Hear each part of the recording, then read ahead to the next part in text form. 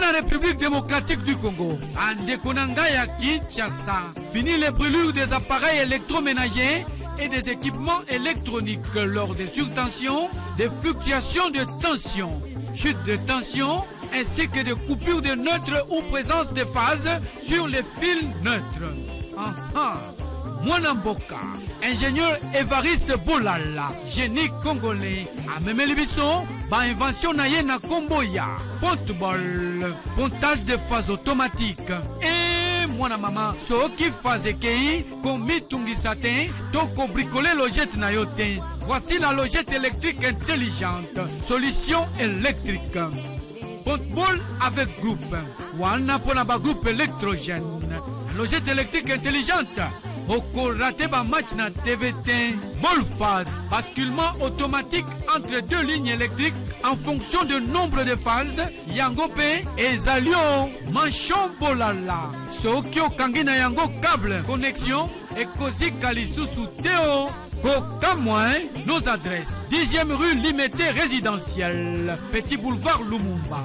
Contact 099 99 47 891 081 66 06 107. Tala bien. Bakoma Skafme Iyo Wela Tango.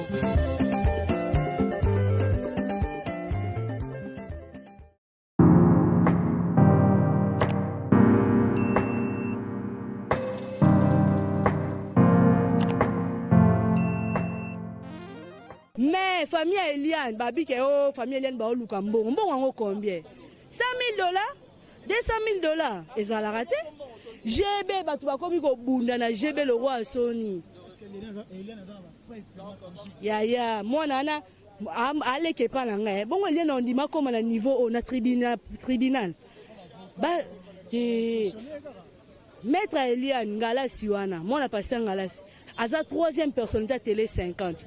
Aza ba client bela minene olinga tika ba client pour na mangamba dossier Eliane ata zo luka buzz ezala te ata kutongo vraiment bandeko na to ko senga bino be basali ya nzambe boko loba to sumuki bo sumuki te bolingi cher annonce babi passé Moïse Nazawana aboma libala Eliane na mobali neto bayaka babi kisongi nga na ebite ponga to tanga na école mona ebi kazaka mutalo yenge.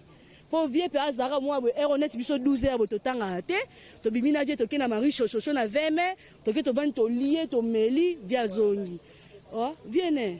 Au moins zimbi bon la bango ta a pasteur. Judas Iscariot to tanga kombo na e. A comme déjà star na minute bo to lobani. RFI ko to ba lobeli yango. RFI le na tongo na journal RFI ba lobina tongo ke il y aura procès entre le pasteur Moïse Mbie et Eliane Bafeno atayomoko c'est que comme buzz opéra mini ba rolexa er nyoso procès Eliane atayomo bandeko nanga soto lobani to rosenga lidi mie olege azo ba parti prabi misamaele nyoso tangi na ba ifasi ki banini ko bote ya na bi bote ya ndero na bino bolukela ta mwasi mora kikata abala chana ndako po ezala te alukela ta ata ndundu lokwa biso basa mwindu basa pembe to lingi vi alukata mo albinos moko ata mutu mo abala bavanda na po boeza pasi mingi na soni taka procureur alobi nidité bino botanga nidité lobini bo mutaka donc je sais que bo la bolumo passer malédiction de la cause arabiso Bible lobi ne touchez pas mais ouais ba ouais comme il y a ba buzz boy ba ouais ya robina ndombolo passer robina sexy passer abeta concert na Char Club abeda chou azaro s'embrasser na moi c'est na podium à pasteur. Est-ce que c'est normal? Pasteur azobeta concert en Nzambe mais abeda chou na Sonia bango ba olia na manga na miso ban Eric Mandala nyoso to loba Saint-Esprit agit. Nzembo Nzambe comment coexciter biso le quoi mutalinga verser, est-ce que c'est normal? Et ça l'a raté. Donc oui, c'est pas normal. Donc auto Nabi Eliane a kosa âge, a kosa nini aza mwasi. Ya nini? Teba na tanga kabako kwa so no ba 14 à 15 ans. Bosko so a kosa ezani. batika mwana vanda bakata procès soki pasteur akokende soki mpe bakokoganye mesure d'enquête mpo awa bazala na cachete balalisa batukaa na makala baobimisa eza problème te aye mpe na 4 mituka oyebi yango oui ya cher ya ba 50 000 ba 60 000 dollars etelemi wana aye na 4 mituka ya cher akoti 6h30 mpo bato bamona ye te ye moto akomi Goldberg soki Kobe Bryant ya Congo akoti awa bamona ye te aputi ayaki ntongo 6h30 mpo avandaka ana GB donc distance ka moke aye mais toyebi te basoda bakobenga na biso kuna bali tomona ye te mais nzoka tomonaka ye déjà tomoni mpe déjà bolumbu est ce que eza infraction eza lisumu nzambe alimbisa biso botika basango bavanda na bango o basango bato ekobo basango botika basango bavanda botika bato apevalongo bato kimbangiste bavanda oyo baka pasteur le Saint-Esprit agit le Saint-Esprit abimisi omoni nzambe toteya na omukie nzambe alobi boye abimisi nyonso nde na mpwasa mpo bapasteur balie biso bambongo mingi pasteur dimanche soki azote okasi bandimi nzoka baye kolanda banyongwa mituka musu nyongwa veste musu nyongwa chemise biso topesaka bango bambongo ya mabonzi ekomi ditu pasteur so azote baobwakele mambongo mbongo aprime d'encouragement ya nini ntango andima nzambe andimaka wana biso tozonyokwama yo okanyi jeune na ndako no pendant une semaine mais ye azolia ne na kati ya chetemba azokota ne carré club ase camouflage ya bini eliane azoba te Eliane azam yonto kobenda Denis Disho matoi atika biloba Denis Disho abosani ba preuve ezani ba bengala ka na luala bandeya akoselaka muyeji makambo sex tapa bosani Denis Disho yo boti bana basi yo moko ndo zana ba viola na opposition ba viola na majorité tango Raïssa Zaki ba violer Denis Disho ala linga profiter de business na Eliane akepa jupe alati pe photo pe ya muyeji obala muyeji bolobela Denis Disho te azu photo tata bino alati asa buzoba po ani bon c'est normal procureur ba bengani batwa aluki ka créer bes ponga bibino biso d'internet za paparazzi azu pe moni pe ba chepe na miniature ye mto oyeba alukwa linga sa accès parler de la qui va parler de la justice ba bengana batute procès qui procès moko public bango ba boye komi a huis clos depuis mukolane koma ki a huis clos menga ya sebe ya mutuka ya di ba ordinateur a même ordinateur ba preuve ezali donc lidimbi alambela ya beaucoup la bonne kana ntesa awi kotikela ke obanda na makala abenda na mwa beauté na ebisa justice omoni kase omoni état de droit ba ebisa Mike état de droit ba isa Mike Nkeba état de droit Moïse Mbiye soga za fautif ba mema Moïse Mbiye na l'état pour comparer héritier te zana lobano confie kenda makala to kenda héritier yango to kosenga na ba kondina biso botika ko lesika mo la ba musicien au moins ba manquement héritier alukaka sa buzz na ye eza buzz na sa ki Moïse Mbiye osko Eliane eza buzz te héritier traité qui a la biable na famille na Naomi mais Eliane eza makambo susu basi ba ko condamner Eliane na mibali na lela pona bolingo te mino so lela pona bolingo okoti pe na douche bolingo sokola boy po leli ba ko condamner Eliane ba ko condamner kana sonyeza la raté donc ozela ti ba 17 pour cash nani mutu kama kale yaka ba 15h so asisi kalamu ba sukisi awa ba kongoli lo ne ba ko beta na makala atika ba or wana lataka ba bagi nyonso anatika déjà apesi mbongo nini ne boyoka okabelobi rumeur ata babike na totanga babi rumeur pesa eza pe information mais Moïse Mbiye penza ye penza ata babengi ata 00D abengi ata 003 ata 004 okende nani eti ya bapasteur mosusu batikali bamike kalambai bango ekiri na bango wana ekiri babangulaire ya nzambe ete ya bango nyonso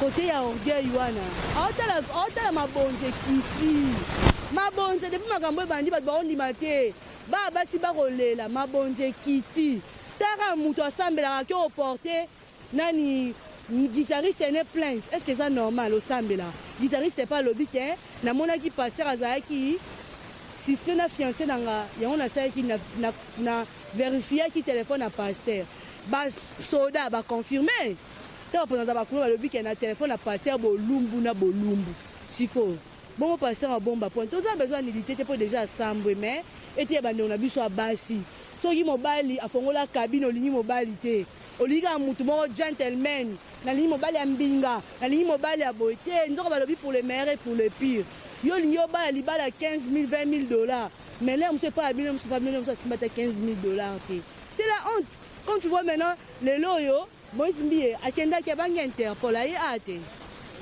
donc lexi ke awa ata 00D ya république abengi ata o mama amida ata mama nini esimba te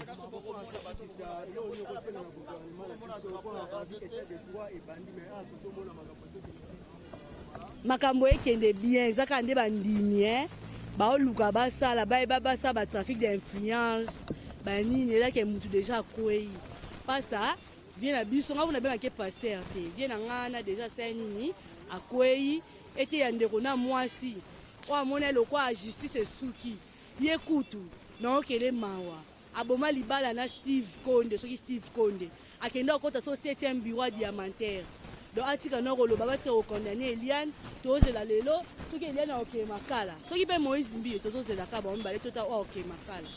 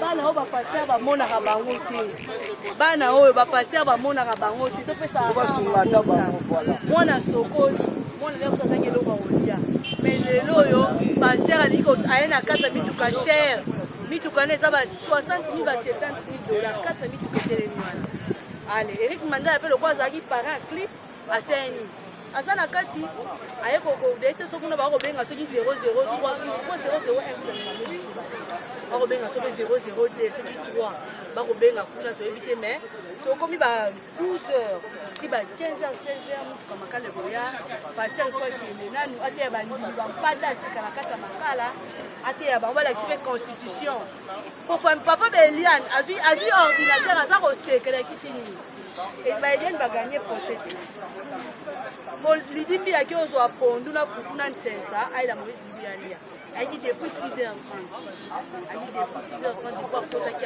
na camouflage omoni mpe le grand mobao lokwa aluka be soki aza mpe na baprocene awa nayebi te yango tozotala nanu awa mpe bananu lelo bamabonza na biso nde efuti biso na 2020 mokonzi ya mboka abaki 2020 année d'action yango ya libération ya makambo ya baeglise esila mpe na kati ya Congo église soki papa abino akufi atiki mwana héritier ya église te tolingi su makambo yango yakoma nango osambela na ndako nazwi bana nga nasame na bana ngai napamboli bango bakei po bible elobi place bato mibale miso basangani nzambe azali mon rédempteur est vivant, c'est le verra les derniers. Le rédempteur de Eliane, c'est le les derniers. Aïe, Eliane, Eliane a roqué ma cala. Mais, quand elle a période de Moïse, il y a les ici-bas, Baza équilibre, on a des musiciens, on a des comédiens, équilibre, les ici-bas, pourquoi? Parce que moi, on a vu ça bas. Attends, un bon Aliba Moni a tué la montagne, a tué Kabelo, a la Tibien, Dame, Boena Boya, comment faire pico comme moi, nous pour la carrière.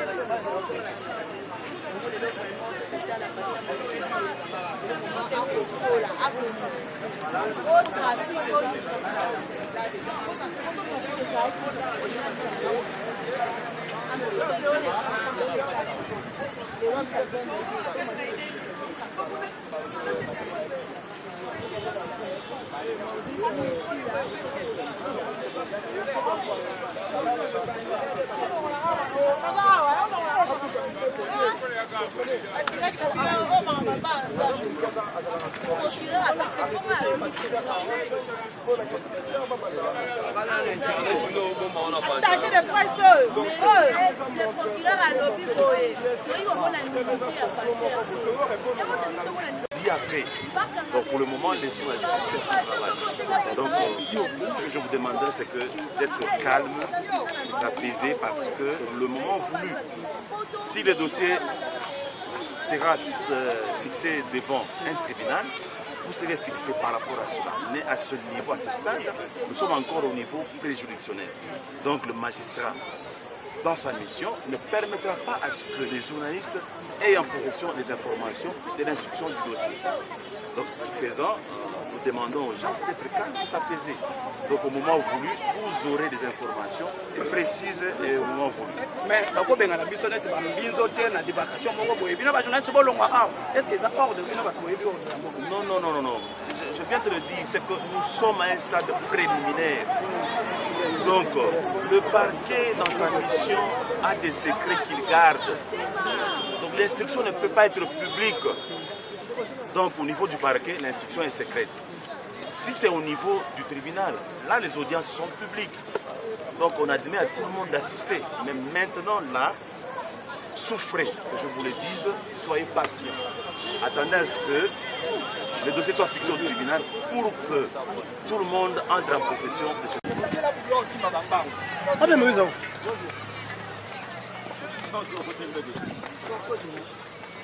tout en la caisse.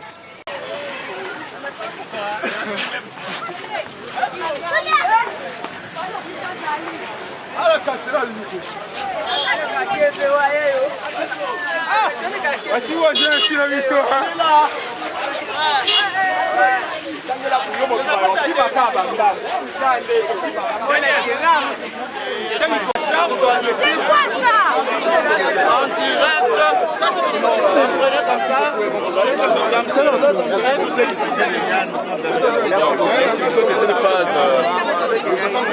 C'est une phase secrète. Alors on ne peut pas tout dire. Il faut avoir un peu la patience. L'instruction continue, mais je pense qu'elle va révéler. Donc l'accusé était bel et bien présent. Elle était là, il y a une conversation. C'est une phase préjuridictionnelle. Elle a un caractère équilibré. Il faut avoir la patience. Par rapport à son affaire, il n'y a pas de présence par rapport au juge. Apparemment, Maître Ngalassi, le copain Ngalassi n'est pas le seul dans le dossier. C'est tout un collectif de travail de cabinet où nous travaillons ce dossier. Donc, merci quand même. Merci maître.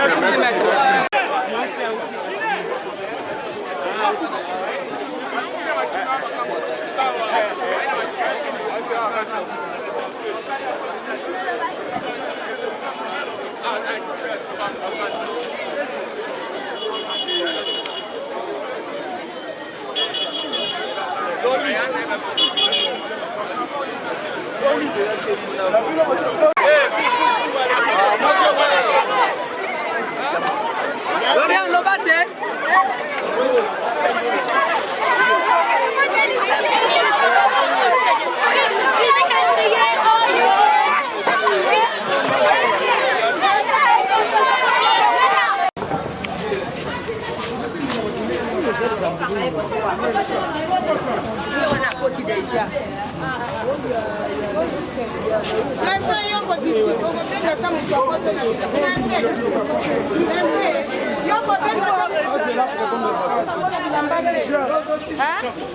Yo